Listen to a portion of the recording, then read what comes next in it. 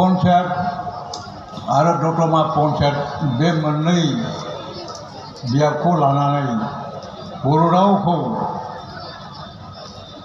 Primary लेभेलाव फोरोंनायनि आसाम सरकारा जेब्ला थिरांथा लायो बे समाव बेखौनो बेखेवनो बर' रावखौ बेखेवनो बर' रावखौ थिसननो आसाम केबिनेटखौ एबा आसाम केबिनेटनिफ्राय आसाम केबिनेट मन्त्रि बे सोलोंथाइ मन्त्रि आरो मुंदांखा खन्थाइगिरि असमिया रावनि देबकान्त बरुवा बिथांखौ दैथायहरदोंमोन। बे दैथायहरनायखौ दाबो गोसोआव दङ। बे मेलाव जोंबो फरायसा हिसाबै दङमोन। आंब्ला मेट्रिक पास जागोदान बे मेलखौ खोनानाय बिथांनि मोनसे भाषणखौ बे लाइनखौ आंहा दाबो गोसोआव दङ। बिथाङा बुंदोंमोन दिनैनि दिननिफ्राय बर' रावा बरायजानाय आरो अनसायजानानै थासिगोन। আজিৰ দিনৰ পৰা बर' ভাষা আদৰণীয় আৰু বৰণীয় হৈ থাকিব। सेन्टेन्सआ बेनोमोन। दिनैनि दिननिफ्राय बे बर' रावा आदरणीयनो अनजाथाव आरो बरणीयनो बरायथाव बे जानानै थागोनमोन। नंगौ दिनैनि समाव बर' रावजों फरायनानै मेट्रिक पास जानाय आरो मोजाङै नाम खालामना थांनाय गिदिर गिदिर फिल्डआव जायगा लाहैनो हानाय बे बर' फरायसा गेलेमा फरायसाफोरखौ दिनै बरायबाय। अब्लाथ' बै बिथाङा जे देबकान्त बरुवा शिक्षा मन्त्रिया जे बिथां बुंलांदों बे बाथ्राया गमामायैनो सैथो जानानै फैबाय। बर' रावा दिनै आदरणीय अनजाथाव जानानै फैबाय बुहुमनि बिखायाव। बर' रावा दिनै बरणीय माने बरायजाथाव जानानै फैबाय। बेखौनो जों गोसोआव लानो हाबाय। बेजों लोगोसे दिनै जे बे दिनाव कमल कुमार ब्रह्मनि बे सानखौ आजावनानै लानाय जादों बिथांनि मुङै। बिनिबो बेकग्राउन्डखौ एसे बुंनानै लानाया मोजां। कमल कुमार ब्रह्मआ आंनिनो फोरोंगिरिमोन एबा जोंनि फोरोंगिरिमोन। बे क'क्राझार बै समाव बयस हाइ स्कुल नामोन। दिनैनि दिनाव बेयो क'क्राझार SSNMP स्कुल।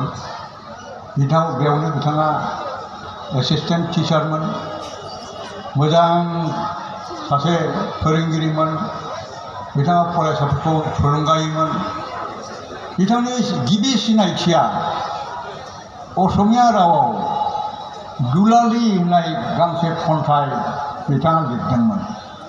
आरो मुंदांखा जादोंमोन। BA पास जानानै बिथाङा बेवहाय फोरोंगिरि जाफैदोंमोन। उनावहाय सानबाय जे बिदिल'जों जानाय नङा, आङो आरो हायार एडुकेसन लानांगोन। ओरै साननानै गुवाहाटि इउनिभारसिटियाव थांनानै बिथाङा असमियाव MA खालामनो थांदों आरो उनाव पास जानानै फैदों। नाथाय फैनानै बै समावनो बिथाङा मोनसे जाथायखौ आंहा गोसोआव दङ। मानो होनबा जोंनि फोरोंगिरिबाबो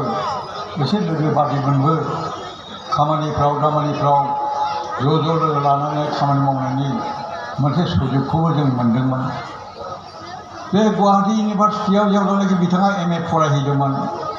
अब्ला बिथाङा MA फरायनाय नङामोन। बे समावथ' बर'फ्रा मा खालामबाय, एकदम बिराद ड्रामा खालामनाय, ड्रामा कम्पिटिसन। बिथाङानो बै समावनो जों बिथांनि जे माबाफोरखौ मोन्दों, फावथिना बिजाबफोरखौ मोन्दों बै समावनो लिरनाय। आरो बिथाङा लिराबाबो लिरनोबो मानसि गैयामोन। बेबादिनो बिथाङा समखौ खाथायलांदोंमोन। नाथाय बिनि थाखाय कमल कुमार ब्रह्मखौ जों दिनै गोसोखाङाखै। जों मानि थाखाय गोसोखांदों? जेरै बर' रावा जेब्लानाखि हाई स्कुलाव मिडियाम हिसाबै थिसनजायो बे समाव जोंहा मोनसे आंखाल जादों। बिजाब गैया। बिजाब गैयाथ' गैया, मोनफ्रोमबो आयदानि बिजाब गैया। अब्ला ओजोंहाय गथ'आ गासिबो एडमिसन लाजोब्बाय एडमिसन लानानै मा जानो बिजाबानो गैयाब्ला हाहाकार जानाया बहायनो क'क्राझाराव जाय लेखा गोरों मानसिफोर दंमोन बिसोर ज' लोगो लानानै बर' टेक्सट बुक कमिटि बेखौ खालामनो बाध्य जादोंमोन खालामबाय खालामबालाय मा जानो लिरग्रा गैया सोर लिरनो थिग मथ' रोङाबो बा बेबायदि परिश्रमबो खालामनो हानाय बेबायदि गोसोबो गैयाबा हाया बेयाव सासेल' मानसि दंमोन बे मानसिया जों कमल कुमार ब्रह्म आं दिनै फुरा दुगायै बुंनो हायो कमल कुमारा मोनफ्रोमबो आयदानि रावखान्थिनिफ्राय आरम्भ खालामनानै मेथमेटिक्सआव सिन्थायनो आरो थुनलाइनि खोथा दा बुंसै मोनफ्रोमबो आयदायाव एकदिन रात हर सान बिथाङा लिरै लिरै सम माने समनि खोथा दङ टाइम बाउन्ड बे टाइम बाउन्डनि गेजेराव बिथाङा गासिबो बुंनो थाङोब्ला बिथाङानो लिरजोबदों आंहा दाबो बेखौ गोसोआव दङ बेनिखायनो जानो हागौ बिथांनि नामखौ बयहाबो गोसोआव दङ बिथांनि हाबाफारिखौ गोसोआव दं बिथां नङामोनब्ला गभर्नमेन्टआ जोंखौ सिक्रिटि होदोंमोनब्लाबो जोङो बिजाबखौ थिसननो हायामोन बिथाङासो जोंखौ रैखा खालामदों बेनिखायनो बर' बिजोंजों फरायनानै जायफ्रा दिनै गोरों गोरा जाफैबाय एबा जोंनि बे दुलाराय फरायसा आफादनिफ्राय जाथों बा बर' साहित्य सभानिफ्रायनो जाथों बिथांनि मुंखौ खारियाब्ला बिथांनि मुंखौ रायखाङाब्ला जोंहा जेबो लामा गैया बिथाङा जेसेबां जोंनि बर' राव अनजाथाव आरो बरायथावब्लाबो दिनै कमल कुमार ब्रह्म बिथांनि मुङा बिनि आगु जोङो बिथांखौ बरायथाव अनजाथाव बे महराव जोंनि बिखायाव जोंनि गोरबोआव बेखौ जायगा होनानै दोनाब्ला जों रावखौबो थुलुंगाखांनो हानाय नङा आरो बिथांनि गेदेमा आत्माखौ जुदि जों रायखांनानै हाबाफारियाव जुदि जों आवगायाबा जोङो बिथांनि बोर मोननाय नङा मोजां आत्मानि परमात्मानि जों बोर मोननाय नङा बेनिखायनो दिनै बेयाव बिथांखौ रायखांनानै जे दिनैहाय बे सानखौ फालिदों आरो थुलुंगानाय हाबाफारिखौ मावदों बे जोबोरैनो बाख्नायजाथाव जोबोरैनो बरायजाथाव बेबो दिनैनि दिनाव जों बुंनो थाङोब्ला बर' राव आरो थुनलाइनि थाखाय अनजाथाव आरो बरायजाथाव दिन आं बेखौनो सानो आरो लोगोसे मोनसे बाथ्रा बुंनो गोसो जादों मानो होननानै बुङोब्ला आङो नोंथांमोननि अननायाव बर' साहित्य सभानि आफादगिरि जाबायब्ला दिनै लासै लासैनो बर' राव आरो थुनलाइनि जा अलखद बे अलखदजों आंहा मोजाङैनो अलखद माने मोगा मोगि जानायनि बे सुबिदाखौ मोनबाय अलखदजों मोगा मोगिल' नङा बेखौ सुस्रांनायनि जा राहा बेनिबो मोनसे बिबानखौ मोननाय बादि जाबाय नाथाय बे आंनि हारसिंल' खामानि नङा बेनिखायनो नोंथांमोन बयबो बेहा बे माबायाव बिथिङाव नोंथांमोनहा बयबो हेफाजाब होआब्ला जोंहा राहा गैया जोंहा डेभेलपमेन्टनि खामानिया दाबो दं बर' राव आरो रावखान्थि माबानि गेजेराव थुनलाइनि गेजेराव नाथाय जोंनि सोलिनायाव समय समय माखासे अलखद फैयो दाबो फैगासिनो दं दा बे अलखदखौ